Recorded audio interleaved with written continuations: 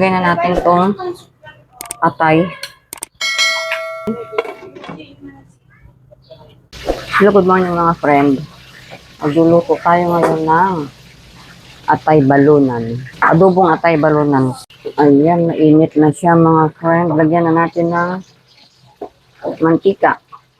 Monday morning. Cooking time. Ayan. Lagay na rin natin itong sibuyas. Haluin lang natin ng haluin. Hanggang siya ay mahilo. Okay mga friend, pwede natin ilagay itong balunan. Inuuna ko itong balunan kasi mas matigas siya kaysa doon sa atay. Nilaga ko muna siya. Sangkot sa muna natin siya mga friend. Okay, lagyan na natin siya ng water mga friend. Water. Yun siya. Okay, kumukulo na siya. Ilagay na natin tong patatas. Muna. Okay, tingnan na natin. Ayan. Ilagay na natin tong toyo. Lagyan na rin natin ng daon ng laurel. Paminta.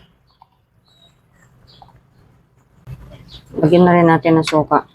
Mga 3 kutsara. Tapan muna natin. Po. Ayan. Ilagay na natin tong atay. Natin. Tingnan na natin.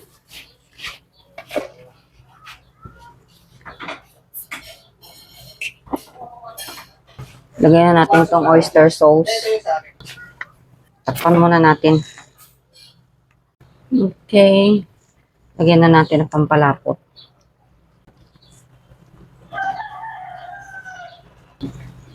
Tapan muna natin.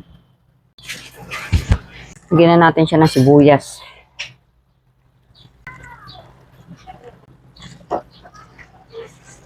Okay.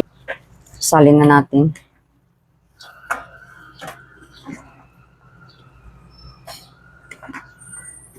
Wow. Happy tummy na naman sila.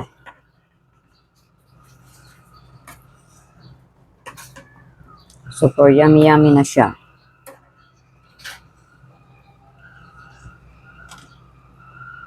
Luto na po ang ating adobong atay balunan. Ayan siya.